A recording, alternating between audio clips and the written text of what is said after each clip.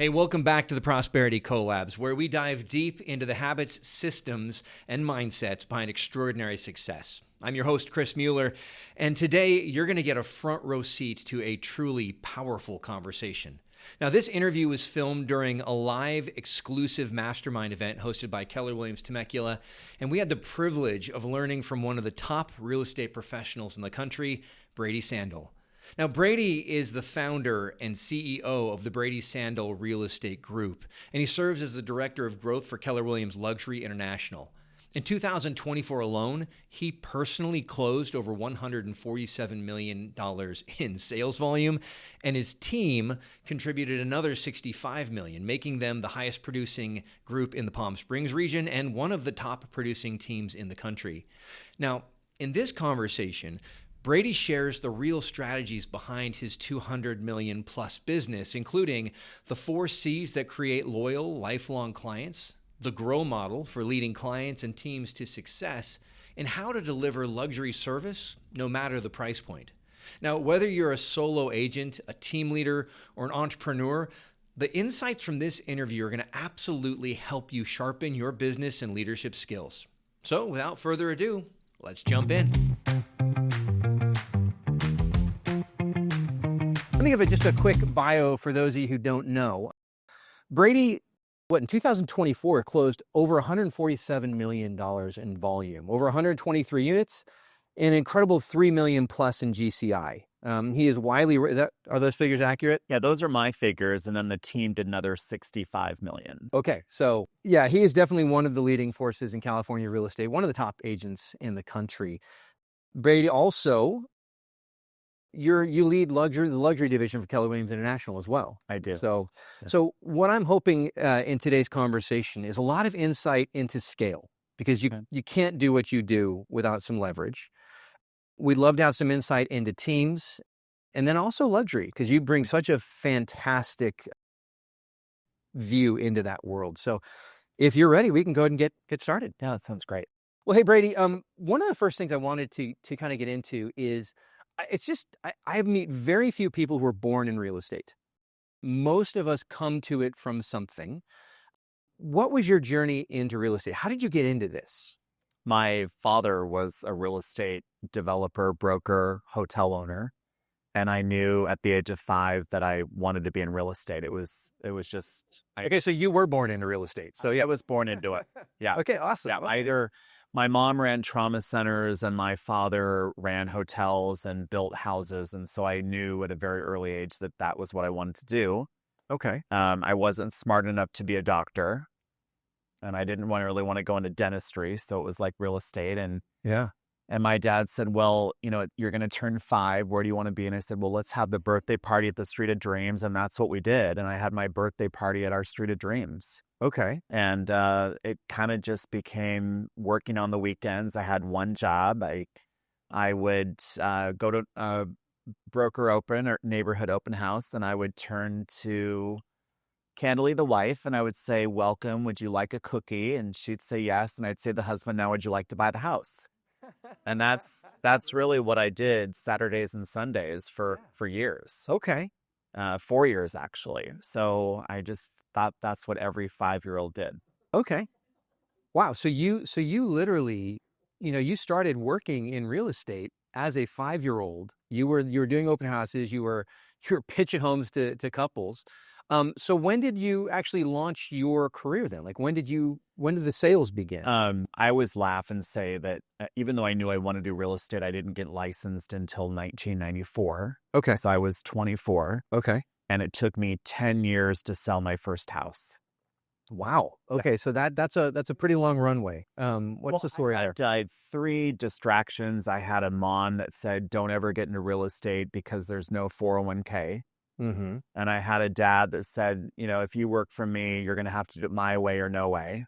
Mm-hmm. And then I worked for the Nordstrom family in Seattle.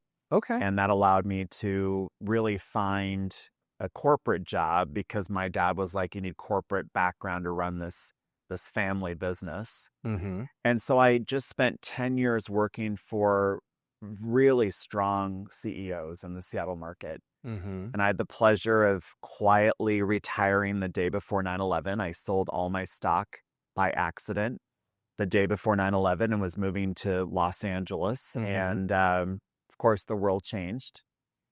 And those CEOs, the Nordstrom family, Bill Gates, Howard Schultz, all of them had houses in the desert.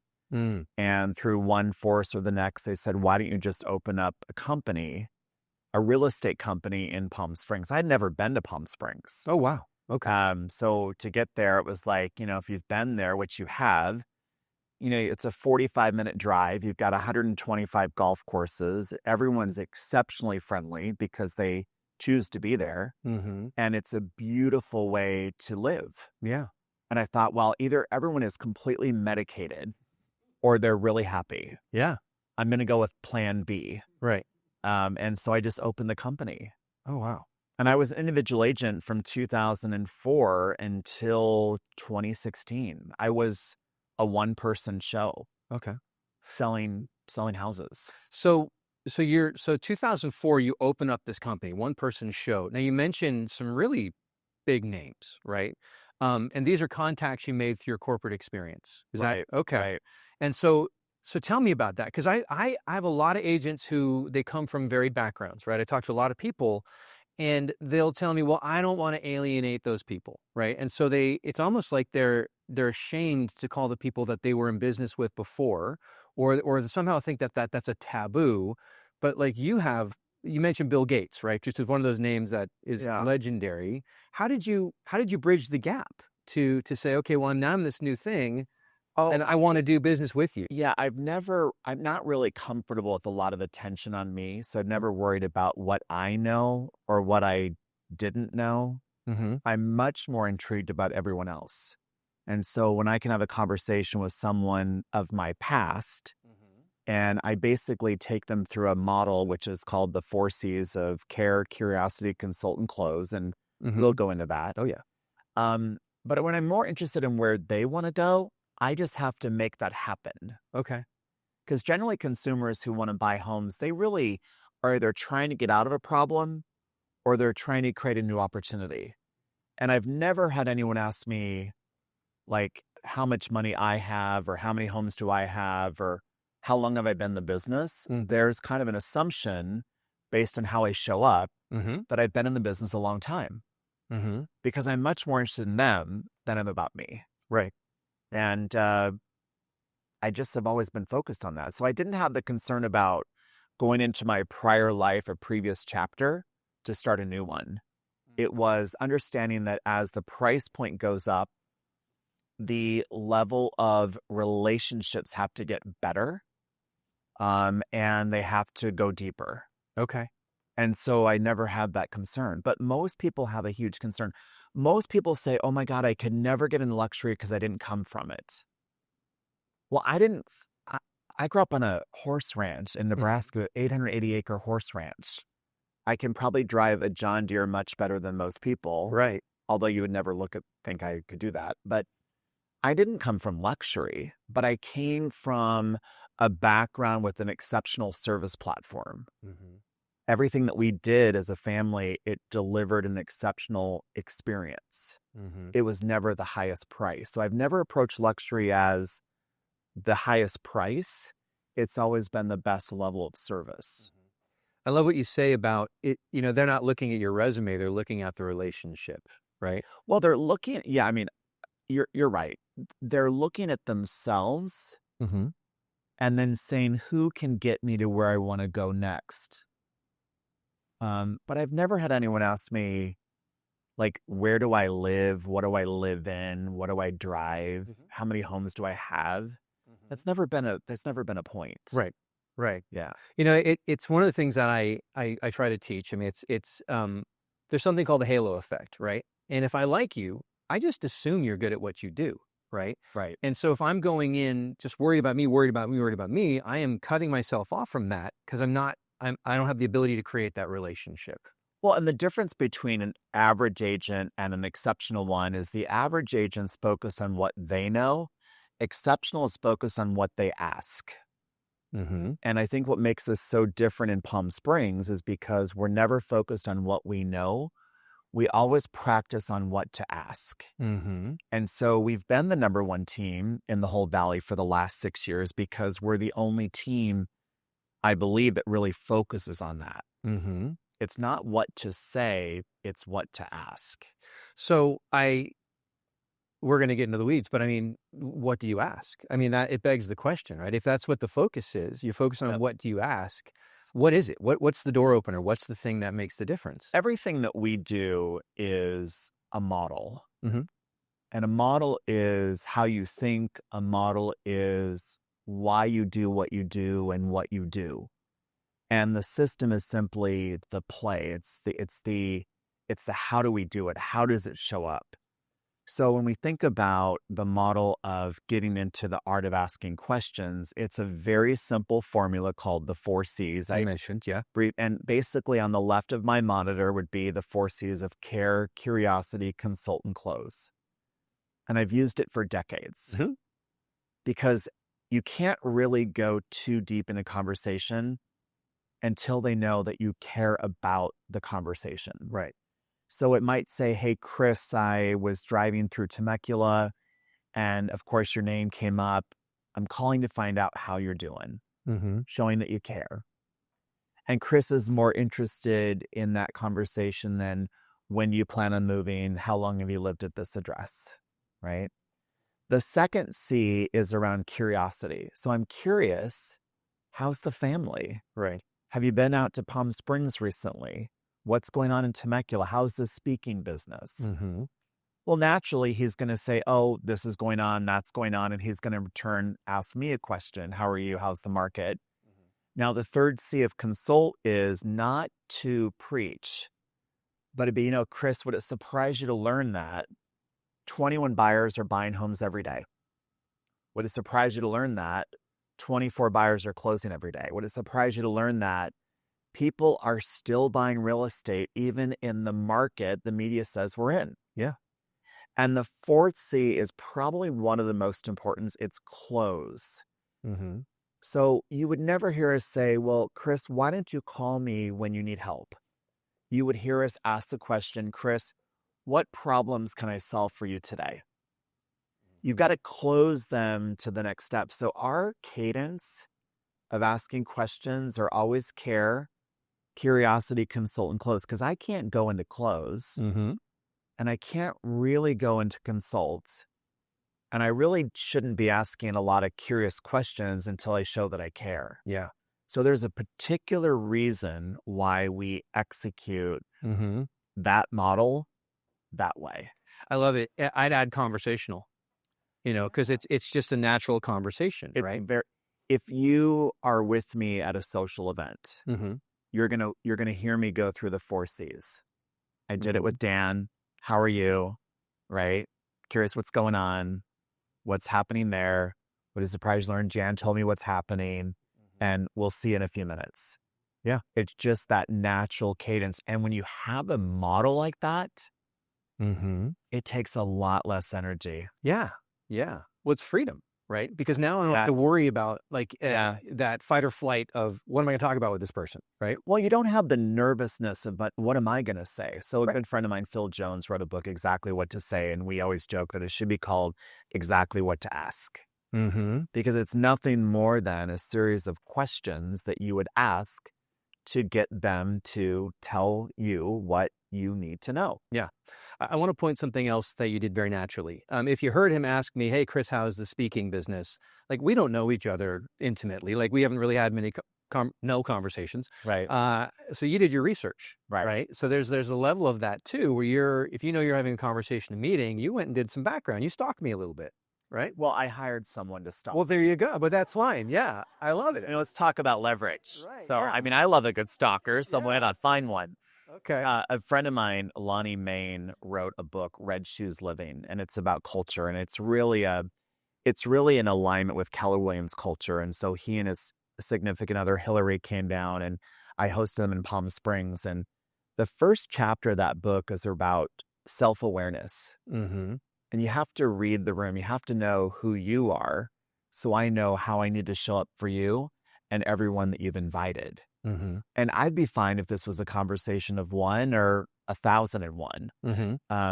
Because it's really about who you are and how I have to help you make this the best event you've ever had. I greatly appreciate that. Yeah. So give me the name of that book one more time. It's called Red Shoes Living. Okay. Lonnie Main is the author.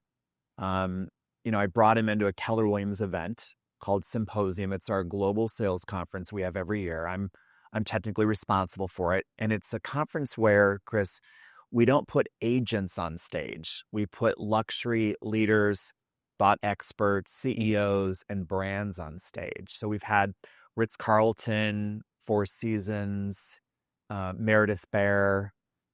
We'll have other big brands this year. Phil Jones, Brittany Hodak, Antonio Hawk, all of these people that play at a high level are the ones we put on the stage, and he was one of them. So it's you're looking at, because I love that, because I think sometimes in the industry we can get very self-referential, right? Oh, yeah. But you're looking at who's creating incredible client experience outside of this industry that we can learn from. Yeah, my job to lead Keller Williams Luxury is not to help these ladies and gentlemen list another home. My job is to help them figure out how they need to list another home and what they should do to get that home sold. And that's a very different conversation than go find a high-priced product. How would the Ritz-Carlton present a home to a co-op agent in your market? How would the Four Seasons deliver the keys of that hotel room or that piece of real estate that they're about to buy? How do you get the entire street to be raving fans, much like you have at Tiffany's with the blue box or David Yurman with the cream box? How do you make that happen? And that's the best impact I can make, is transform this company from a very traditional price point to a company that sells a higher price point. Absolutely. Yeah. So let's talk scale. Sure. Because you can't do what you do at the scale you do without systems and models. So Right. what are the essential systems, the essential models? You talked about the 4 C's, right? Yeah. What else? I mean, how do you keep the team together? Well, I think it's really important to understand the difference between a model and a system. So a model is the why and the what. Why do you do and what is it? Okay, it's how you. It's the way of thinking. It's the mindset. It's duplicatable. System is the execution. It's the action. It's the impact that model has on the people around you. So I think we should start with models. So I love it. Everything we do is a model. So for example, we do a daily lineup. And that daily lineup is called the 3 Gs. And Dan knows this. So we start off with gratitude, goals, and grit. And gratitude is, what are we grateful for? What is it that we're grateful for? The second G is, how are we doing in relation to the goals that we've all set? And we look at these goals every day. The third G is the grit. What needs to happen today? What needs to get done today? Who needs to be taken care of today so that we can have a gratitude moment tomorrow? So that is a model. Yeah. And then throughout the day, we're looking for ways to express gratitude of ourselves and our clients. We're looking to achieve the goals of our clients and each other.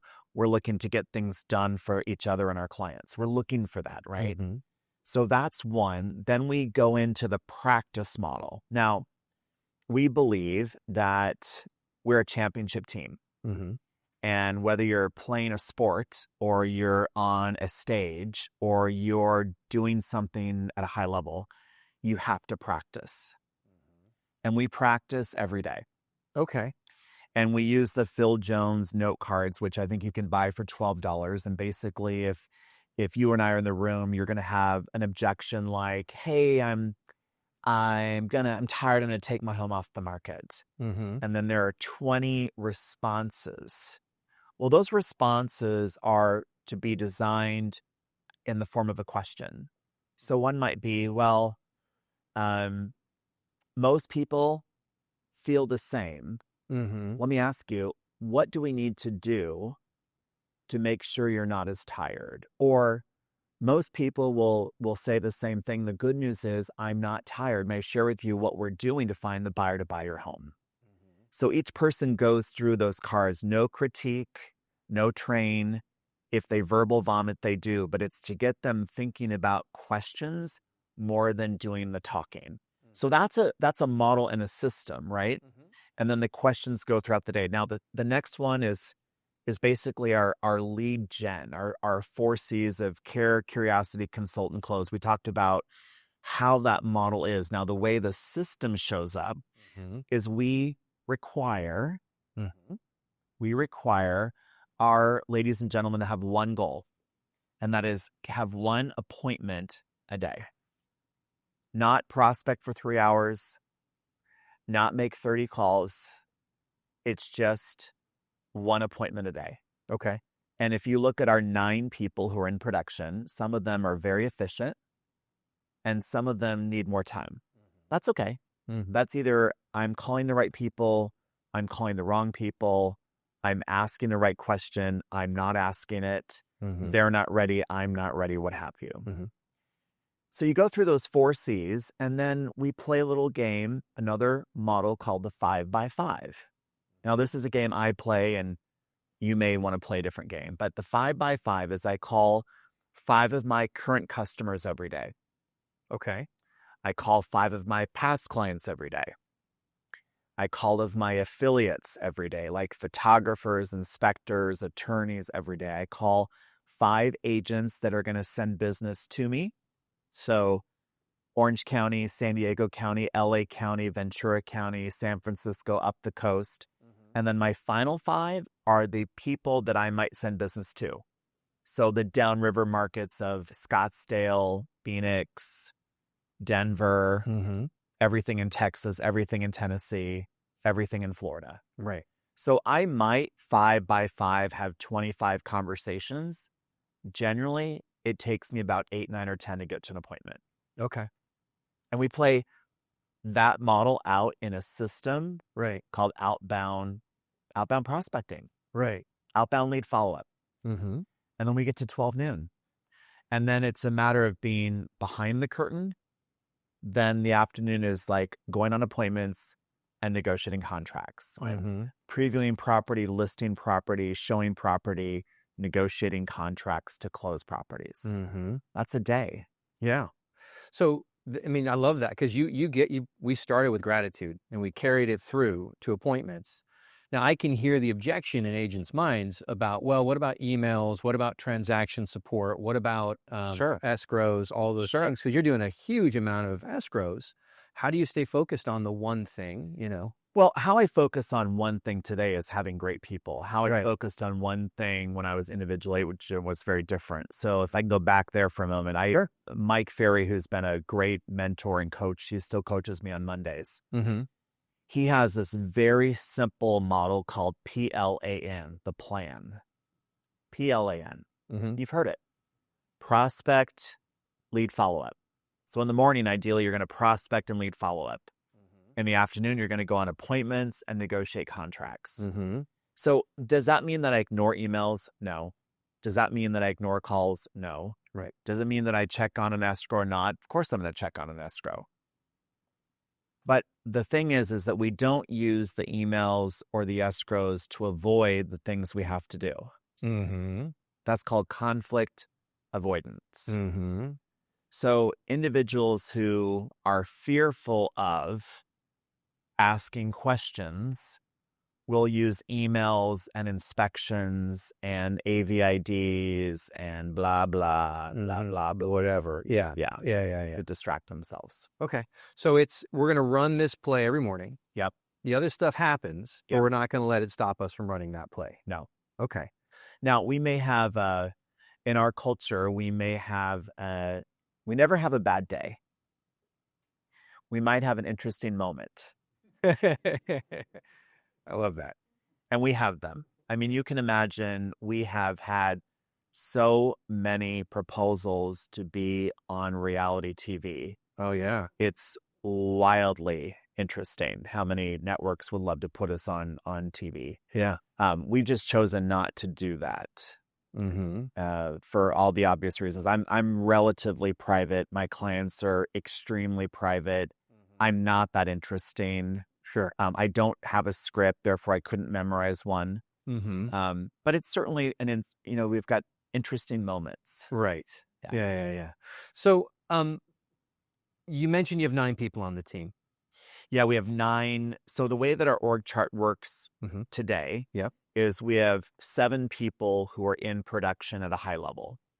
And 2 of those 7, including myself and one other, has an assistant. So there are 9 people that could potentially write a contract.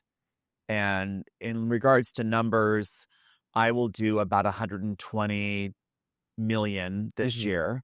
And the team will probably do anywhere between 80 and 100 million themselves. Okay. And full disclosure, we have a beautiful org chart of 2 inside salespeople. We have an inside marketing person. We have director of magic that gets our inventory ready. We have a beautiful closing coordination system, and we have a concierge. Okay. So we're a little bit more on salespeople, and we're very focused on service. And our highest expense by far is investing in people. We don't buy leads. We don't spend a lot of money. Outside of brochures, we don't really do a lot of print. We don't do any print advertising. We do some radio, but our greatest expense / investment is in people. I love what you're saying, though, because there's sort of this idea that I can't do a team or I can't provide value unless I'm buying leads and handing them out, right? That is the recipe for failure. In my opinion, the only reason why someone should build a team is if they believe one of 2 things might be happening. Their service delivery is fading. They're just running out of time. Your service delivery is failing, or you really do need to find some reason to build a team. So for me, I have incredibly high standards. If you experience our brand, it will feel like you've checked in and checked out of the Four Seasons or Ritz-Carlton. We're very clear on that. I did not build an org chart until I needed to build one.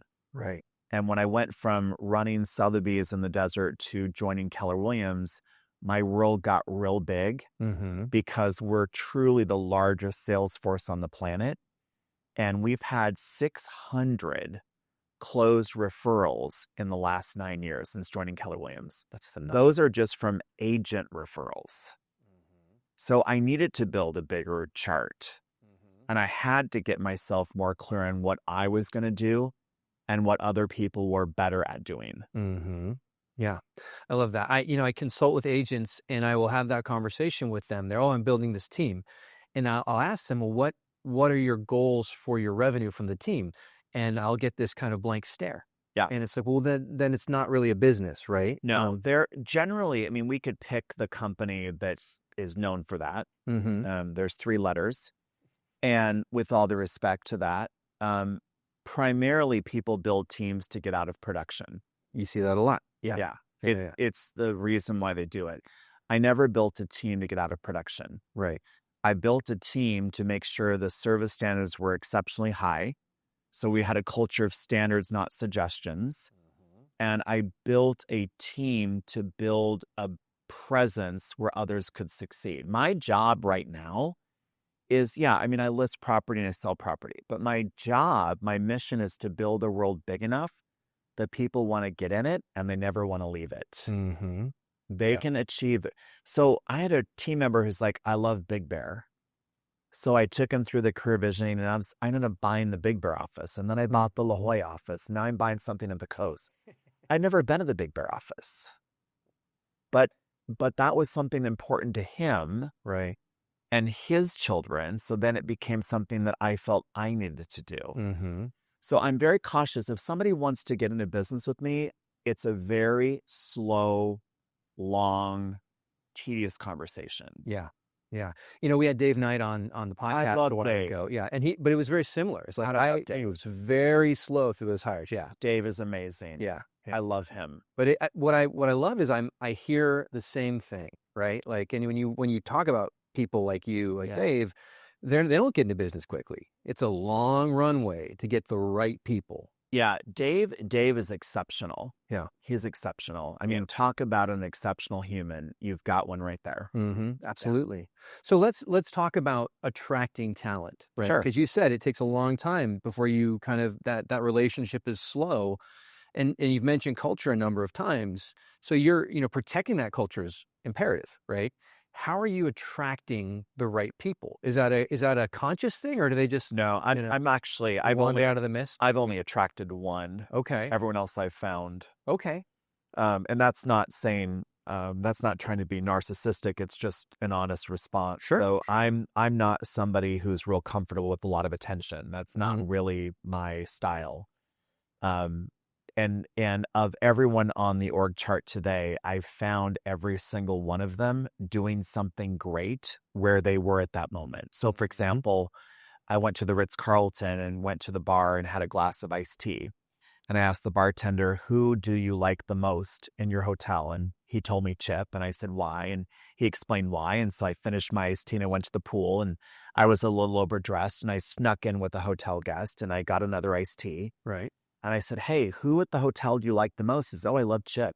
Chip leads our club room. He's exceptional. I love him. I said, great. Thank you. Check out. Go to the front desk. I'm now listening for what they're saying. Oh, yeah, Chip will take care of this and Chip will take care of that. So I drove out of the Ritz-Carlton down to my office, and I went to LinkedIn and I emailed Chip. I said, hey, Chip, I was just on the property and I heard phenomenal things about you. I'd like to understand how I can build a world big enough for you to win. Mm-hmm. He replied back and said, gosh, I'm really intrigued. He says, could we get together tomorrow? I said, we sure can. So we got together Saturday morning, and Chip is young. I mean, I was thinking Chip was older. Chip was 22. Okay. And I'm like, oh my God, this is an old soul. And I mean, I went through the CV process real fast. Right. But when you have a Ritz-Carlton brand endorsement, you don't need to worry too much about that. Right. And so it was really funny because on Monday, Chip submitted his resignation and joined our team 2 days after we met. And of course, I knew the general manager. So she called and said, Mr. Sandahl, we understand that you were on property. I said, yes, I was. Yes, we saw that you were in the bar. I said, yes, the iced tea was quite impressive. Yes. And then we saw that you got into the pool. I said, I did. I was a little overdressed, but the second iced tea was equally impressive. And then she laughed and she says, I understand that, Chip is going to work with you. I said, yeah. And she's like, how did that happen? I said, because I was in a deeper conversation with Chip than you were with Chip. Mm-hmm. And when you're leading an organization, too often we put a lot of effort to attract. Mm-hmm. And that is almost like a personal relationship going south. I've been in personal relationships where attraction matters, but it fades. Mm-hmm.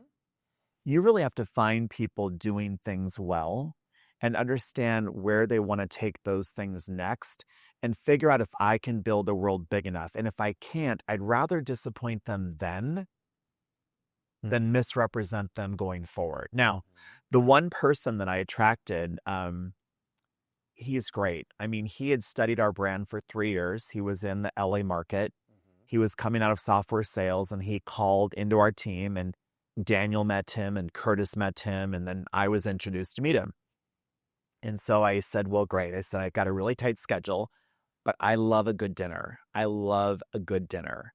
I said, let's get together for dinner. And so I walked into the restaurant, and I didn't really know the hostess. And she says, Mr. Sandahl, your son is fantastic.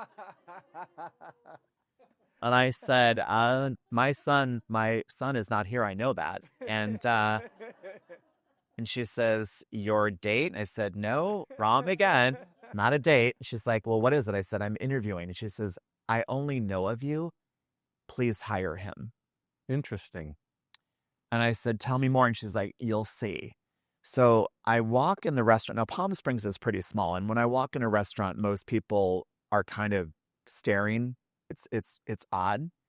And I walk in and he stands up and I literally I was speechless. And I said, and this is not a good HR moment. I said, I am so sorry. I said, you remind me of me at 35. And he's like, I'm 35. So we sat down and I happened to have an old headshot of me at 35 and him. And he's like, wow, I mean, it's identical. Yeah. And so it was a very interesting situation. So our next conversation was a meal and over breakfast. And he started to say things the way that we would say them. And I said, well, you sound so familiar. He laughed. He's like, well, I've watched all of your videos and I've logged 37 pages of how you say things at your group. So this is either really good or incredible. Oh, I was like, someone should call security. Thank God this is not like a Tinder, Bumble dating app.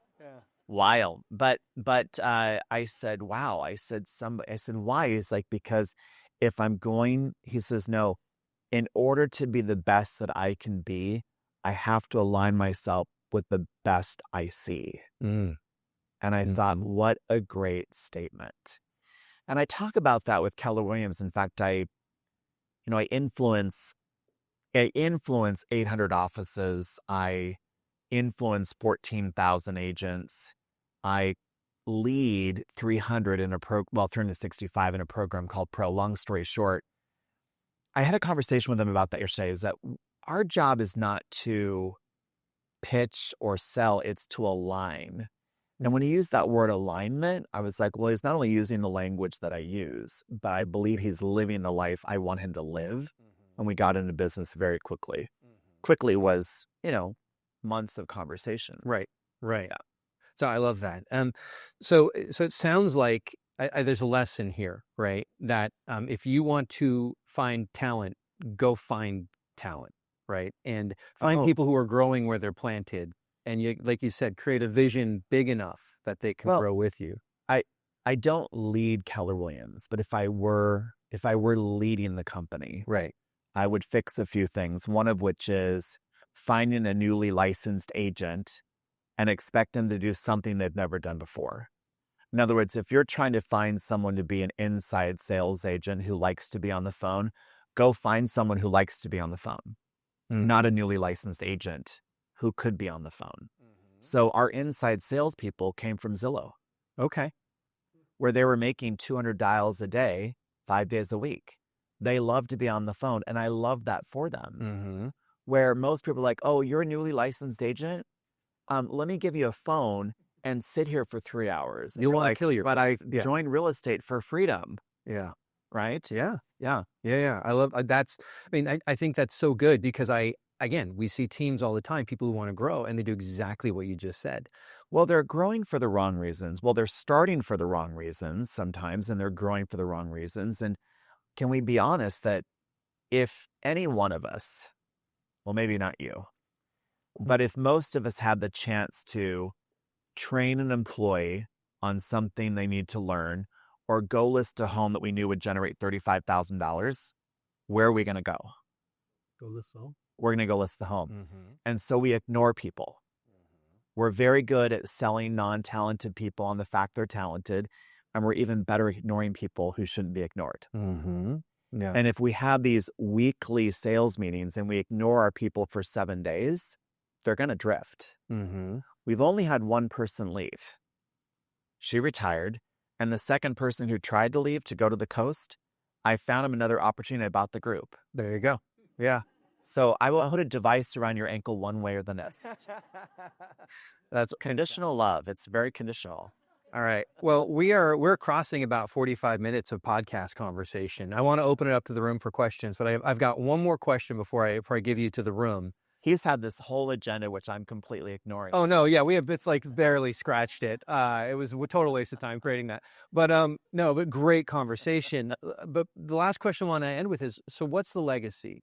What is it, you've created this thing. What is it that you want to leave behind, you want to be remembered for in this industry, or just one that's worth that? Yeah. At a very early age, I knew that I wanted to lead a large sales organization, and I've led a couple of them, candidly, in my 20s. Mm-hmm. I mean, I helped open up University of Phoenix Oh, wow. around the western half of the country, and I also was fairly significant in a venture capital group, which is called Sylvan Venture Capital, which was Sylvan Learning Systems. So I did well. Yeah. In my 30s, I really needed to become the best salesperson I could be. And in my 40s, I started to realize I wanted to be the best leader I could be. And so I'm very clear on the fact that I am in the right seat, Mm-hmm. asking the right questions of the right people to create the best legacy I can create. And one of the greatest compliments is when I walk into a market center, Mm-hmm. I watch the behaviors are different today than they were before. So when I joined the company, it was like, oh, Chris, no problem. No problem. Mm-hmm. Well, the data says that when you say no problem, all the consumer hears is no, and don't bring me another problem. Mm. And then the company went to my pleasure. And as I started to use my pleasure on these corporate calls, the whole company started to say my pleasure, right? And now the company is saying things like, well, Chris, not only my pleasure, who else do you know that like to have this level of experience, this level of service? And we have literally grown from 1,100 agents the day I started to 14,000 luxury agents in the 4 years I've been in this seat. Mm. Because I think everyone understands it's not where they came from. They've earned the right to be at the table of the people that want to buy and sell luxury real estate. And so it's not what we do, it's how we show up that matters. And everybody now understands how to show up. So therefore they are showing up. Mm-hmm. I love it. I love it. And I mean, I think the legacy you want to leave, you're leaving. And I'm not leaving yet. No. But I mean, yeah, but the impact's being felt. I've got Does that make 40, sense? I'm going to 100. I've got 45 and a half years left. Okay. There you go. Going to 100. Yeah. I was just flying on Spirit Airlines. Well, so you're taking a chance then. You might not make it. No. The flight attendant, the person next to me, the flight attendant says, why are you on this airline? Yeah. It was the one airline I could fly nonstop. And the woman next to me was very nervous. Her very first flight, she must have been in her 50s. Mm. And I said, I fly 3 or 4 times a week. And she's like, are you nervous? And I said, no. I said, I'm not going to go down on Spirit. That's not going to be the headline. Yeah. The director of luxury is not going to go down on Spirit. If we were on Delta, I would be concerned. Yeah. I love Delta. I love Delta. Very cool. Yeah. All right. Well, did we just lose this camera by chance? No, we're good. All right, good. Just making sure. You can talk, man. You're loud. Okay, good. Well, hey, I really appreciate your guys' indulgence and letting me have this conversation. But really, the value I want is for you to be able to have access to Brady. So, as we've been talking, a lot of things probably have come to mind. So, what questions do you have for Brady today? Sure. Yeah. One. Okay. Well, go for it, Robin. Do you specialize in other niches besides luxury, or is it all luxury home? Great question. So we actually specialize in luxury service. Yeah. So Dan was asking me about the market, and what we're very clear on is that markets typically have 3 levels. They have entry-level pricing, which for us is like under 700,000. And then we have the middle of the road, which is 700 to about 2 million. And then we have luxury, which will go from like 2 all the way up to whatever. Mm-hmm. We're very clear in one thing. The level of service that we offer will determine who we get to serve, right? And we never think about pricing. What we do look at is what is the portion of the market that's always winning? In other words, what's the portion of the market where buyers are always buying? Buyers are always buying around $1 million. There's always a steady stream of buyers buying around $1 million. So we really spend our time going after inventory that's priced around $1 million. We've owned that lane for years. So if you've shown property anywhere between $1 million to $1.5 million, I guarantee for every 10 homes you're going to show, you'll see 1, 2, or 3 of ours. Mm-hmm. Yeah, we own that lane. Have you sold any commercial or We building? we don't do commercial. I think that's a different language than one I speak. Multifamily up to 4. I've sold a couple hotels, but I generally partner with the commercial agent. Mm-hmm. Yeah, or I refer it out. Okay. Yeah. Joe. Yeah, obviously, it's always a pleasure, maybe respects. But so what are some examples of things that you or the team do for customer service outside of just communication? Oh yeah, sure. Well, it's great to see you. It always is. So I wrote a concept called defining moments, surprise and delight. Mhm. And I recognize that there are 8 defining moments in a relationship. They meet you, you meet them, they sign with you, photo shoot. Anyway, you can email info@bradysandahl.com and we'll share that with you. But we have recognized that there are these moments when the clients are most excited or anxious. And when they're most excited or anxious is when their greatest chance of referring will be. So, for example, at the photo shoot, you may know this, we leave a beautiful bag. And in the bag, there's a ton of tissue paper. And we know that presentation is more important than the actual present itself. So, ladies and gentlemen like to open up the tissue paper. What's in the bag, right? And in the bag is a beautiful candle. It's in a box. They open the box. There's a candle. It smells good. Great, blah, blah. But the card reads, while we're looking for your buyer, please enjoy the fragrance of the candle. We anticipate finding the buyer before the wick burns out. Mm. And they always call. They're like, oh my God, I love the candle. Now, we'll never say no problem. And we won't just say my pleasure. Thank you for noticing the candle. And we believe the message is correct. Who else do you know who'd like to have this level of service? Who else would like to have their home photographed, whatever? And so we're very clear on people are willing to give you a compliment. And when you have a compliment, ladies, more so than gentlemen, please take it. Yeah. So if I said to you, I said, I absolutely love your hair. Your hair's great. She's thinking, I didn't shower today. I don't have my highlights right on.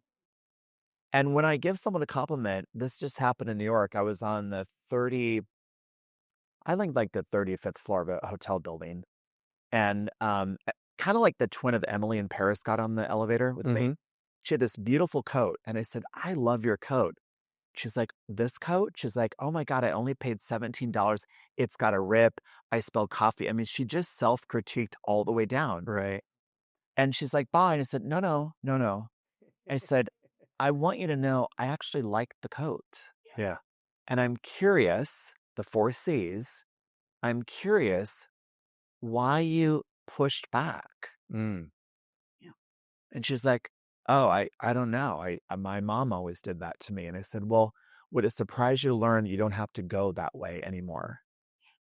So can we agree the close? Can we agree that the next compliment, you'll accept it? Mm-hmm. Yeah. And what was interesting, she started crying. Okay. And the people around me were like, oh my God. I'm like, well, I'm not Jesus. It's like, but it was a moment when people were like, oh, wait, I do that too. Yeah. Like I do that too. But there's an authenticity of communication, right? Like we're inundated with the junk food of communication, social media. Wild. So when someone stops and actually connects, Wild. it's Wild. an emotional event, And she called me afterwards, and I think I must have had a moment where I was wearing like something, right? I think I was going to be on stage or something, and she said, "Can I ask you a question?" I said, "Of course you can." And she says, why did you do that? And I said, well, I like the coat. And she's like, why did I do what I did? And I said, well, you told me about your mom. And she's like, yeah. She's like, I'm really wanting to change. How can I change? I said, here's how you can change. If I said to you, I love your hair, you might say, what do you like most about it? Mm. I love the coloring. No, I don't have anything in my hair. I don't have any product or color or anything. It's just hair. It's very boring. Head and shoulders, 7 days a week. Yeah. Yeah. Exactly. Right? Exactly. Good call. So, so, but to say, she might say, oh, well, would you like me to connect you to my stylist? Right? Or with the jacket, would you like me to connect you to the retailer? Imagine if we were not deflecting, but we were connecting. Mm-hmm. Because the one thing I know about our situation is we rarely have someone call us who doesn't know of us or know someone who knows of us. Mm-hmm. So a woman called me, not a woman, a husband and wife called me and they said, wow, we bought a house from you back in 2014. And we knew the moment we were going to buy the house, we knew that moment that when it came time to sell the house, we would come back to you. Mm. And I said, well, that's interesting. Why is that? And she's like, because you made us feel great. Mm. And we want the next buyer to love the home as much as we've loved it. And she literally started crying. Yeah. And I was like, that's about the difference of what we do and how well we do it. Mm-hmm. Right? How well we do it. Yeah. Powerful. Yeah. Connect. Dan. Thanks. Bree, you know, I remember the first time I listened to you speak in Anaheim at a luxury event. I thought it's a luxury event. I was amazed at how humble you were, and it comes through. And also your care for people is wonderful. So thank you for being here. Sure. We're blessed, and we know that. Question for you: you mentioned you have training with Mike Ferry every Yeah, day, I do. and a person with your level of production. I'm curious: is it refining and maintaining skills? Or is there something else that you're looking for growth-wise that you're focused on that Well, coaching is bringing? I absolutely adore him. I mean, he refers to me as the smartest son who never worked for him. Because the other sons have worked for him, but I've never worked for Mike. I've never coached for Mike. I've never worked for Mike, but I absolutely love that man, and he knows it. In fact, he's invited me to be on stage delivering part of the Superstar Retreat for him in July, which will be a huge honor. Mm-hmm. All of me is wired to always be improving. Like I'll never discount the hair again, right? All of me is wired to always be better. It's just it's a weird quirk. And I'm enamored with a customer experience. I just like is it Gabriel? Mm-hmm. Yep. So not that I would steal him away from you, I will find you. Yeah. but great first impression. I mean, the door opens. Glad you're here. I know who you are. Let's set you up for success. That's an exceptional moment, right? So a couple things. One is I am very grounded in always improving. Number two, I live a very interesting life. So I'm very much leading myself. I'm leading a team. I own multiple market centers and I report directly to Gary Keller. And those conversations are very different. I also have a mother with dementia who lives on my ranch with full-time care. I've got a wild ride on that one.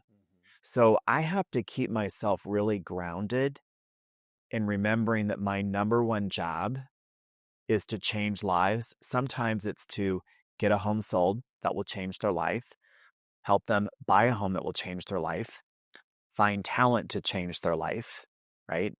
But I have to always be grounded in that. And what Mike does so well is he really is clear on understanding the importance of mastering repetitious boredom. Mm-hmm. What we do is pretty boring. I mean, I really don't want to go to another photo shoot and have to fluff a pillow, but I do it, right? But he reminds me the art of repetitious boredom. You know, consistency and discipline paired together create a lot of freedom. I literally have no stress in my life. I sleep 8 hours a day. Not so much last night because my mom was up and around and moving throughout the ranch, but for the most part, I sleep 8 hours a day. Mm-hmm. and have a beautiful life. I It mean, was that fine tuning and maintain. There's not like this growth area that you identify as. I mean, that specific. yeah. And, I really, when I went to Mike the very first time in 2004, I went in a tennis outfit to a real estate. I mean, I was wearing like this, like kind of khakis, polo, and everyone else was in a suit. And the guy next to me, David, said, "You need to go home and change." Yeah. Yeah. And I remember watching Mike, and I love to watch brilliant people present. Diane Sawyer, Brian Williams. I used to love Matt Lauer when he was back in the day, right? Celine Dion, my best friend's uncle, is Wayne Newton, great presenter, repetitious sport and beyond belief. I was a competitive swimmer. So Mike to me is the best presenter on stage I've ever seen. Phil Jones, in my opinion, should buy Mike's company. Mm. Yeah. And I'm trying to make that happen. Yeah. Did Mike call you out? Yeah. Mike, Okay, yeah. Mike Yeah. called me out early on. It was wildly interesting. Yeah. And he brought me on stage in year 2, and it was a 7 or 8 minute standing ovation for things that I said. And I realized, and he realized, that our relationship had just changed. Mm-hmm. And when you watch Mike, he will purposely call me out 6, 7, 8 times a day because he knows not only the seat that I'm in, but he's very smart. In fact, he's bringing all of his competitors into Superstar. Mm. Why not have your competitors see how great you are so they can choose to buy it? Mm-hmm. Yeah. Phenomenal. Yeah. All right. Questions from the room? I had a question. Kathy. Yeah. You said that our jobs can be boring, and it's that have those little fixes too that get involved in. And I just had one come up. I have a couple really right now, but one came up just as I was driving up, and I was kind of wondering how you would handle this. So I got an email from a client saying on they closed less than a year ago, but they said that their water pressure is low in a shower and a bathtub in their master, their primary. And they said, should it have been caught on the home inspection? And I am very, very upfront with people. And I said, yes, I've seen that on a home inspections many times. So my question, and I said, and certainly if it's obvious. So my question, and I said, I'm headed to a meeting. I'd like to discuss this more. So my question, Yeah. someone who is very into customer service, is what would your next step be? Would I go visit them? Would I send my handyman? What would Oh, yeah. So it happened, they closed a year ago. left Mhm. a year? Like close to a year ago or like last Thursday? No, about 8 months ago. Okay. And so they've noticed it for 8 months Yes, and they're just but calling. it was happening in the beginning. Okay. It wouldn't be showing on a home inspection. So here's what I'd say. What's her name? Let's say it's Sarah. Kat. Her. Yeah. her No, her name. Let's say. the two Tyrians. Okay. Let's say that her name is Sarah. Okay. Sarah, it's so great to hear from you. It sounds like you need a plumber. Yeah. Would you like me to provide a recommendation of a plumber? Okay. Here's the reality. This has been going on for 8 months. It's clearly not a problem. Mm-hmm. You do want to accept that. It's not a problem. It's been going on for 8 months. So gosh, I'm so glad you called. Thank you for thanking me for everything real estate related. Would you like me to give you the name of a plumber? Yes. Yeah. So that's how to handle it authentically. Now, a couple of soft reminders. Once the contract ends, so does the agency. Mm-hmm. And you do not want to get involved in that. Okay. Thank you. Yeah, you don't want to go over there. You don't want to pay for it. No. Gosh, it sounds like now if it had just happened like they did the inspection, they closed on Thursday a week ago. Gosh, this is interesting. Allow me to review the inspection report because you're now in. On there. Yeah. Right. Yeah. Yeah. Gosh. Now it's been 8 months. Now we're still being recorded. Yes. Okay, great. Love this. Yes. It is possible. And he's a good inspector. Yeah, it's possible that this has not been going on for 8 months. It's possible that this could have just happened. It's possible that someone changed the PSI on the water. Like, who knows? Mm-hmm. Here's the big headline. When someone comes, I feel like you're probably a very nurturing, caring individual who really might lose sleep over this. Yeah, don't. Yeah. Understand that when someone comes in with something, we don't take the blame. So this just happened to me. Two gentlemen were very particular throughout the entire escrow. I mean, like, really particular. And they chose their inspector who had inspected their previous 6 or 7 homes, right? Before they found me. And they had canceled several times. And their inspector did a full inspection. And after they closed, after they did a renovation, 2 months later, they found black mold inside a wall. Okay. So, of course, they came right at me. Should the inspector have found that? I'm not sure. Mm-hmm. Have you had a conversation with the inspector? No. That sounds like your next step. Now, there was a little bit of care. Gosh, I'm so sorry that's happened. I'm curious. Have you had a conversation with your inspector? You haven't. Would it surprise you to learn that would be your next step? It sounds like you should call them. And if you need my further assistance, please know I'm here for you. That was a quick 90-second 4C call. Now, had they called again? No. Mm-hmm. Have I called them? Yeah. Oh, it's so nice of you to go. Oh my God, you're amazing. You're amazing. Oh, okay. Whatever. I love that. Yeah, Really? love that for you. Yeah. When you called them back, did you ask them about? 4Cs. Yeah. Hey, I've lost a little bit of sleep about this black mold issue. Are you okay? I'm curious. What did the inspector say? Well, they acknowledged that there was no mold at that time and they didn't go inside a wall. So Mhm. what did you decide to do? Oh, well, we're just going to pay for it. Mm. Well, would it surprise you to learn that that's probably the right thing? And by the way, is there anyone else that may need our help? Well, actually, we just met the people down the street. They're thinking of selling. Well, great. Let me give them a call. Or would you like to call them for me? Well, we've actually already called them. Hmm. They're gonna call you when they get back in town. And that's exactly what happened. Mm-hmm. Yeah. Yeah. Wonderful. Not shying away from that difficult follow-up. Yeah, absolutely. No, I mean, I receive a lot of Yeah. Mm-hmm. yes. What I love is you're not owning their problem. No. Or you're not taking on stuff that doesn't belong to you. I do Yeah. not have, as successful as I have been in the market that I serve, never have I believed that I could take credit for the market.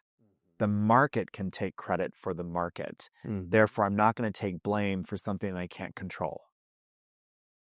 Now, Mhm. if you're hanging out with me and you watch someone negative come at me, you will see me gracefully exit that conversation so quickly, you won't know what happened. Mm. And it's with grace. So it starts with the grow conversation. Like, he starts complaining, which you never complain. But let's say he starts complaining, gosh, I'm sorry about that. Tell me what the goal should be. Oh, and then reality is that realistic for you? Do you see yourself doing that? He's like, yeah. And I'm looking him straight in the eyes. So what obstacle might be in your way that you've got to knock out? Oh my God, that's brilliant. It sounds like you've got the plan. And then I'm out of that conversation, right? Mm-hmm. But you'll see me. When you spend time with me, you'll watch me do either the 4Cs, the grow conversation over and over again. It's just a model Mm-hmm. delivered into a system. Mhm. Yeah. Yeah. Yeah. And know that you didn't do anything wrong with the water pressure. Probably. Yeah. Yeah. It's probably dirty. Yeah. Absolutely. Cool. All right. Can you go over the grow conversation a little bit more?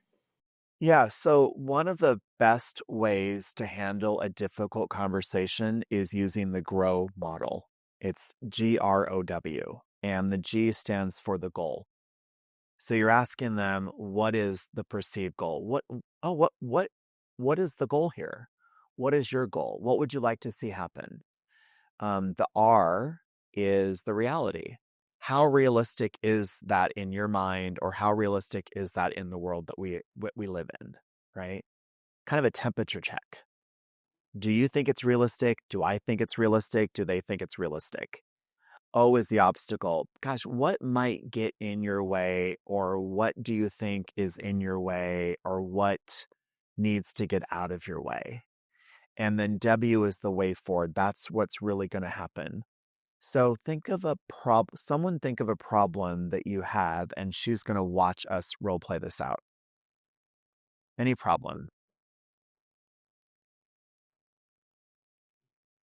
Another problem that you've lost sleep over? Oh, I have an escrow supposed to be closing in 9 days, and I'm the listing agent. The buyer just switched lenders yesterday. Okay. All right. Is there some? So would the problem be potentially with the seller? No, the seller Gray. Oh, seller. The buyer on his own switched lenders. So I don't know how how do I even get through this? Not signing the contingency release. Not do I, you know, send a notice to perform? Do I? Well, let's try to use the grow model in that scenario. So let's assume that you've got the buyer's agent who's brought the problem to you. The problem is that, oh my gosh, my client has to switch lenders. Okay, great. So here's how it plays out. Thank you so much for bringing that to my attention. I'm confident we can solve this, right? So tell me what the goal is, or the reason why the client needs to move lenders. The current lender cannot get them approved. Okay. And tell me more about that. He is not telling me that. He just said that current lender cannot get them approved. Okay. They added a buyer to the contract. Okay. So what I might suggest is I would say, oh, interesting. Boy, because you and I both want to figure this one out, can we agree that we should get the lender on the phone right now? Yes. Okay. So let's say that the buyer can't get approved. And I say, interesting. So does the buyer think that if he goes to another lender, the buyer's going to get approved? Yes. And has the new lender suggested that the buyer can get approved? Yes. And do you have that in writing? Not yet. I spoke to the lender this morning. Okay, well, because we both want to solve this problem, let's get that lender on the phone right now, right? And then I'd say to the lender, okay, now lender, you're the lender. Obviously, we all have the same goal. The loan gets closed, you get paid, she gets paid, and my client gets to cash out. What's the possibility that this borrower is going to get approved? All the debt to income ratios are tight, but I can make it work. I just need a couple weeks. A couple weeks. What will be different in a couple of weeks? Just to get the process through. I'm getting this late. She wants to close in 9 days. I probably can't close until at least 17 weeks. Okay. So if we were to put money on the table and bank that you could get this done and your reputation was on the line, would you say that we could get it done? Yes. Excellent. So you're feeling comfortable and confident that this person is fully approved subject to an appraisal. Yes. Now, if that's authentic, then you're like, okay, here's the goal. Here's the reality. I'm curious, what obstacle might get in the borrower's way that would prevent the borrower from getting that loan funded and closed? Well, we're working on the credit, and they paid off some debt that they had on there, so we should be fine. Okay. So you do know that the borrower was declined by the previous lender, correct? Yes. Based on your expertise, and God, you're totally experienced, what do you think caused the lender to not agree or not fund that loan? Whether their current ratios were at. Okay. Whether current. And do you believe that the current ratios or FICOs will be better into the zone you need for the loan to get funded and closed? Yes. Okay. So knowing that we're going to have to report back to our respective clients, what's the way forward? What can we tell them that is going to be a guarantee? I just need 17, about 14, 17 days to get this figured Okay. And if I have a seller that says I can't give another 14, but I can give 9, is that an option? out. I don't think so. Okay. All right. So I'm just taking him through the goal, Very helpful. right? And I would say in your situation, which is a little bit different than the grow conversation, is I would get really clear on why they were declined. Yeah. Now we, on the front end, we interview a lender and we verify funds on every transaction. We have a very low cancellation rate due to financing. It's more like, oh, I didn't like the blah, blah, blah, blah. Right. Or I'm divorcing my other half. Yep. That was a great conversation. The grow model. So on the left side of my monitor, we'll get back to your script in a second. Oh, forget my script. Where this is their script. This is The 4 yeah. C's Yeah. and the grow. So I care about you. What's the goal? Right? I'm curious, how realistic is it? Consult what a surprise you learn about the obstacle, and here's the way forward. It's literally on the left side of my monitor and on the right side of my monitor. You should market those. Yeah. Just start selling. I know. These, Start yeah. selling them. Yeah. There you go. There we go. Yeah. It's going to get a residual off of all of it. There you go. Yeah, exactly. Yeah. Love it. All right. I'm going to send you a present in this closes. Yeah. This is so funny. I have one quick story. So I do a monthly training call for Keller Williams. I don't know if you know this, but about 45,000 people watch this. We have watch parties that go on in the market centers the first Wednesday of the month. And I spend an hour talking to our ladies and gentlemen across the company on luxury. So we have agents all over the country coming to their market center, watching this 1 hour, watch this conversation. Well, behind me on the lower side is an outlet, and it's missing the outlet cover. I've had hundreds of people send me outlet covers. Yeah. So if anyone needs an outlet cover, but the funny thing about that is, to your point earlier, when you're talking about details, people start to notice them. Back in the day, and I'm not proud of this, but the directors of First Impressions would be eating like Doritos and nachos at the desk. Now we don't see that. We just don't see that because details, first impressions matter. And challenging conversations are easier when you use the grow model. And then remember, the model and the system is, how does that show up? How does that show up? Yeah. Cool.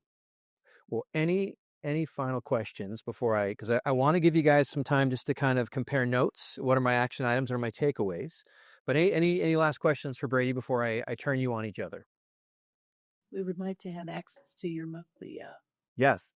Yeah. So the good news is anyone inside the company and anyone outside of the company can do that. So your team leaders will have 3 things actually.